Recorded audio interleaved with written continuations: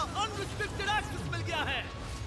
ये मेरे आज तक की देखी गई सबसे कूल चीज है। हम एंशिएंट फेरोज के टूम्ब के अंदर जाने वाले हैं, ऐसी जगह जहां एंटर करना लिटरली इलीगल है क्योंकि यहाँ बहुत खतरा है।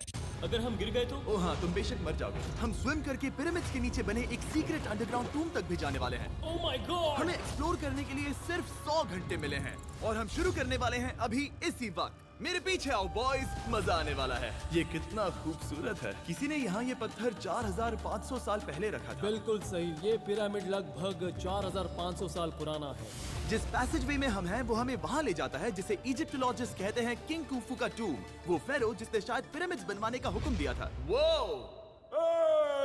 ये कमरा द ग्रैंड गैलरी कहलाता है। हमने इस पिरामिड का कितना % एक्सप्लोर किया होगा? शायद हमें इस सवाल का जवाब कभी ना मिले। ये सबसे कूल तरीका था जवाब देने का। ये वो कमरा है जहाँ किंग को दफनाया गया था। जहाँ तक हमें विश्वास है। हाँ, तो चलो चले। हाँ। बॉयज ये देखो, ये क्या है? 4600 साल पहले इस कमरे में शायद किंग का ममीफाइड शरीर रखा था। ये वही जगह है जहाँ फेरो को दफनाया गया था। हमारा मानना है कि मरने के बाद ये उनकी कब्र थी। क्या मतलब है? हमें पक्का नहीं पता। मुझे लगता है कि इस पिरामिड के अंदर कहीं और भी एक चेम्बर है जिसे हमने अब तक नहीं ढूंढा है और उसमें शायद राजा का शरीर हो सकता है। पता है क्या, इस वीडियो में हम वही ढूंढने वाले हैं क्योंकि हम सच में पिरामिड्स के सैकड़ों फीट नीचे से लेकर धरती के सबसे बड़े एंशिएंट पिरामिड की सबसे ऊंची चोटी तक एक्सप्लोर करने वाले हैं। ये तो जबरदस्त था। दूसरे बड़े पिरामिड्स को एक्सप्लोर करने से पहले मैं तुम्हें बेस कैंप दिखाना चाहता हूँ। हाँ, ये बढ़िया है। हमारे पास एक डिनर टेबल है, कुछ टेंट्स हैं सोने के लिए और यो! वाओ! ओके। यहाँ तक कि हमने लाइट्स भी लगाई हैं ताकि तुम पिरामिड्स को कैंप से देख सको। ये इस दुनिया की सबसे महंगी नाइट लाइट होगी। ये है वो पिरामिड जिसे हम एक्सप्लोर करने वाले हैं। मुझे सुबह 5 बजे शुरू करना है तो सब जाके सो जाओ। ये पिरामिड्स अपने समय के लिए इतने टेक्नोलॉजिकली एडवांस थे कि कुछ लोग इनका क्रेडिट प्री इजिप्शियन सिविलाइजेशन को देते हैं, जबकि कुछ लोग तो एलियंस की थियरीज की ओर भी इशारा करते हैं। लेकिन इजिप्टोलॉजिस्ट को यकीन है कि इन्हें पहले के इजिप्शियंस ने अपने किंग्स के टूम्स के रूप में बनाया था और इस वीडियो के अंत तक हम पता लगा लेंगे कि इनमें से कौन सी थियरी सच है। ठीक है बॉयज, उम्मीद है तुम अगला पिरामिड एक्सप्लोर करने के लिए तैयार हो, द पिरामिड ऑफ खाफरे। आखिर इस विशालकाय रचना की खासियत क्या है? हमें ये समझ आया कि हर पिरामिड के बाहर की केसिंग कैसी दिखती थी।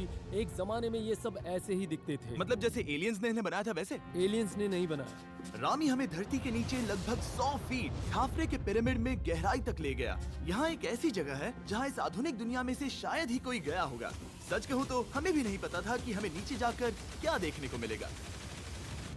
एंशिएंट इजिप्शियंस के पास कार्डबोर्ड था। हम काफी समय से मानते थे कि किंग काफरा को यहाँ दफनाया गया था और अब लोग यहाँ पर सामान रख रहे हैं। वो पिरामिड को रिस्टोर कर रहे हैं। जिमी, उन्हें औजार तो चाहिए होंगे ना? यानी कि असली बरियल चैम्बर कहीं और है। हाँ, रामी हमें उस रूम में ले गया जहाँ किसी जमाने में किंग काफरा की बॉडी को दफनाया गया था। मुझे एक बड़ी सीलिंग दिख रही है। दुड, हम इस पिरामिड के बहुत अंदर है। हम पहुँच गए ओह! किंग काफरा का असली बरिल चेम्बर। मैंने इससे अच्छी चीज आज तक नहीं देखी। भाई क्या बात है! ये क्या है? रुको, उस तारीख को देखो। जिसने ये लिखा है उसी ने टूम्ब को डिस्कवर किया था। ये उसका दावा है कि उसने इस टूम को डिस्कवर किया था। फेरो को यहीं दफनाया गया था। किंग काफरा के मरने के बाद उन्हें यही रखा गया था। इसके अंदर लेटना अपमानजनक तो नहीं होगा? अगर मैं तुम्हारी जगह होता तो उसकी जगह श्राप को लेकर ज्यादा डरा होता। वैसे उस शराब से क्या होता है? कोशिश करके देखो। नहीं। ठीक है, चलो शराब के लगने से पहले यहाँ से निकलते हैं। ओह माय गॉश, ये पिरामिड तो शानदार था। राजा का मकबरा हमारे ज्यादातर सवालों का जवाब नहीं दे पाया, लेकिन पिरामिड्स के नीचे गहराई में स्थित अंडरवर्ल्ड का एक दरवाजा शायद वो चीज है जिसकी हमें तलाश थी। ये गॉड ओसिरिस का टूम्ब है जहाँ बहुत ही ओह कम माय गॉड, इंसान गए हैं। हम क्या कर रहे हैं? और जाहिर सी बात है अंडरवर्ल्ड के देवता का टूम्ब भी काफी गहराई में होगा। अब ये क्या है? ये देखकर तो बहुत गहरा लग रहा है। काल, पहले तुम जाओ। Oh my gosh! Oh my gosh! वो इतने आराम से नीचे कैसे जा रहा है? ये बस एंट्रेंस है काल। हाँ, अंडरवर्ल्ड के गॉड के पास जाने का। ये सीढ़ी काफी लंबी है। ये सच में बहुत गहरा है। अगर तुम गिरे तो ओह हाँ, तुम पक्का मर जाओगे। हाँ। अब तो सच में डर लग रहा है। मुझे इसमें मजा नहीं आ रहा है। और जहाँ हम सब पहले से ही डरे हुए थे, वहाँ आगे जाके हमें ये दिखा। 3000 साल पुराना इंसान। इंसान? मैंने इसे हाथ में क्यों पकड़ा है? ये खोपड़ी का हिस्सा ये है? एक खोपड़ी है। हाँ। Oh my God! जब हम नीचे जाएंगे हम इतनी गहराई में होंगे कि ऑक्सीजन की कमी से बेहोश होने का भी खतरा रहेगा। बिल्कुल सही। अब चैंडलर ओजाइरिस की कब्र की ओर बढ़ रहा है। ठीक है, ये मैं चला। ओह, मैं पानी में हूँ। ओह, तुम महसूस कर सकते हो कि यहाँ की हवा थोड़ी पतली है। रुको, ये क्या है? यहाँ एक पत्थर है। ये पत्थर या कोई ढक्कन? इस कमरे के ठीक बीच में गॉड ओसिरिस का सरकोफेगस रखा है। यानी कि यहीं पर है उस अंडरवर्ल्ड का दरवाजा। हाँ, तो अंदर जाकर देखो। क्या पानी के अंदर? वेल, हाँ। ठीक है, ठीक है, ठीक है, ठीक है, ठीक Come है। on! Oh my God. माना जाता है कि ये सरकोफेगस दरअसल अंडरवर्ल्ड का दरवाजा है और शायद यहाँ पहले कोई भी इंसान नहीं आया। कितना गहरा है? ओह माय गॉड, मैं यहाँ क्यों हूँ? मैं एक यूट्यूबर हूँ। हम यहाँ क्या? जरा ऊपर राइट में उस कोने को देखो, वहाँ एक सुरंग है जो किसी को नहीं पता कहाँ जाती है। काल वहाँ ऊपर जाओ। क्या मैं सच में वहाँ जा सकता जिमी हूँ? उसे मत जाने दो। मैं बहुत डर गया हूँ ब्रो। काल, ये सही नहीं है। मैं ऐसी सुरंग में हूँ एंशिएंट इजिप्ट में जहाँ कभी कोई नहीं गया होगा। कोई इतना पागल नहीं होता।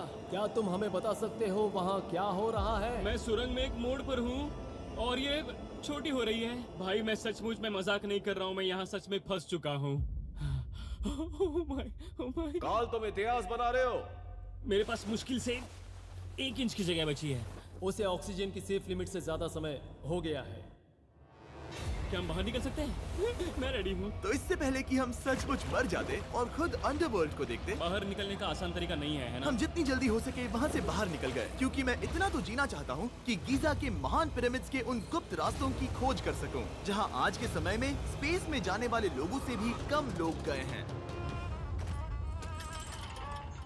मेरे साथ ऊंट की सवारी कौन चलो करेगा? सवारी करें। छू कर देखो, छू कर देखो। लेकिन वो नहीं चाहता। क्या तुम्हें कभी ऊंट ने काटा है? हाँ क्या? हाँ, दर्द हुआ था? बहुत। ओह, मैंने कहा था।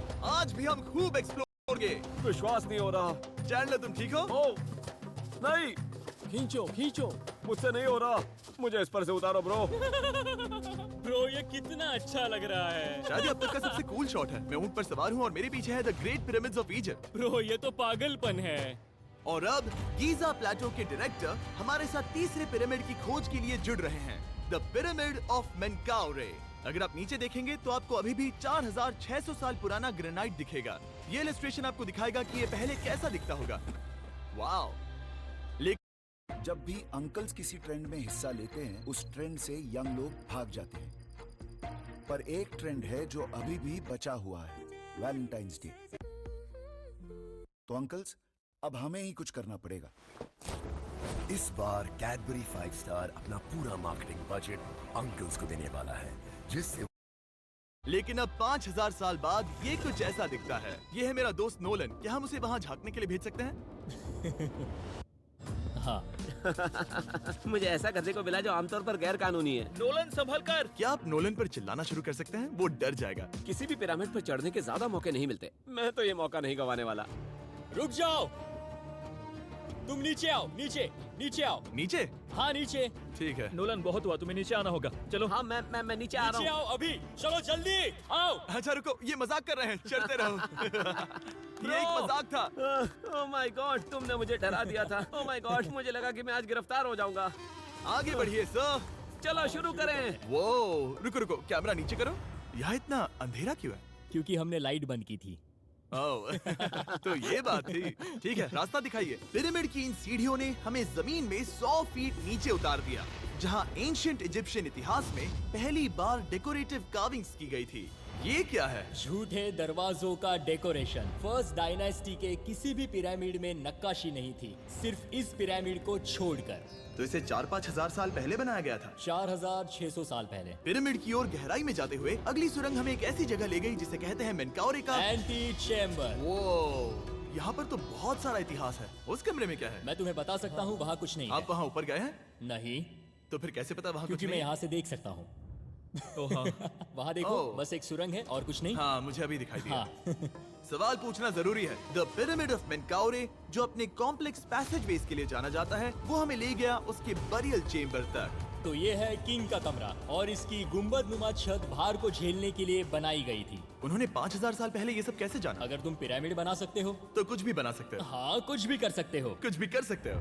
बाहर आते वक्त मेरे मन में एक सवाल आया, इस पिरामिड के बाहर 3 और छोटे पिरामिड्स क्यों बने हैं? ये 3 छोटे पिरामिड्स क्या हैं? मेनकाउरी ने अपनी 3 पत्नियों के लिए ये छोटे पिरामिड्स बनवाए थे। तो मेनकाउरी की 3 बीवियां थीं और ये उनकी कब्रें हैं। हाँ, नोलन इधर आओ। ओह नोलन, गॉड।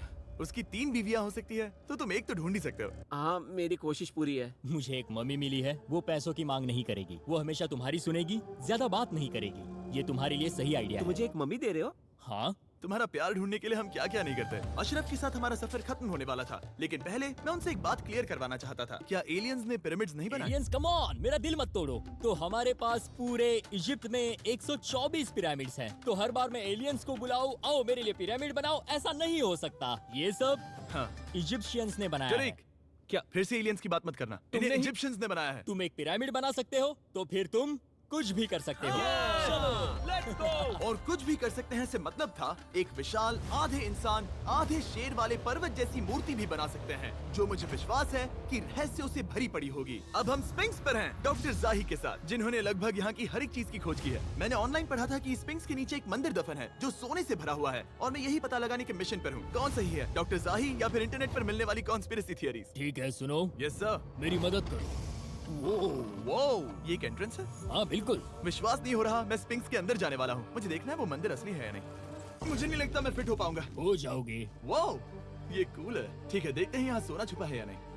जाही, मुझे बस एक खाली गड्ढा दिख रहा है। तो तुम मुझे अभी के अभी उस पर एक बयान दोगे? मुझे एक बयान ठीक है चाहिए। जाही, पिंक्स में कुछ भी नहीं है। जिमी, तुम इतिहास रचने जा रहे हो। और भविष्य के लिए एक संदेश छोड़ने से ज्यादा बेहतर इतिहास रचने वाला काम और क्या हो सकता है? क्या लगता है ये कागज यहाँ कितने साल तक बचा रहेगा? हजारों सालों तक। सच में? अब इसे दफना देते हैं। इस लेटर के साथ क्या मैं ये सोने का स्वॉर्म भी दफना दूं? परफेक्ट। ये $10,000 का है। सच में? ये भविष्य के लिए है। यो, और लगता है इंटरनेट की कॉन्स्पिरेसी थियरी सही निकली, क्योंकि अब स्पिंक्स के अंदर सोना है, दुनिया के सबसे रेयरेस्ट स्वॉर्म की बदौलत। गाइस, मैं तुम पर भरोसा करता हूँ कि तुम इसे चुराओगे नहीं। अब तक मैं ये सोचने लगा था कि बाकी बॉयज क्या कर रहे होंगे, तभी मुझे ऊपर से ये आवाज सुनाई दी। जाही, क्या तुम्हें हेलीकॉप्टर्स की आवाज आ रही है?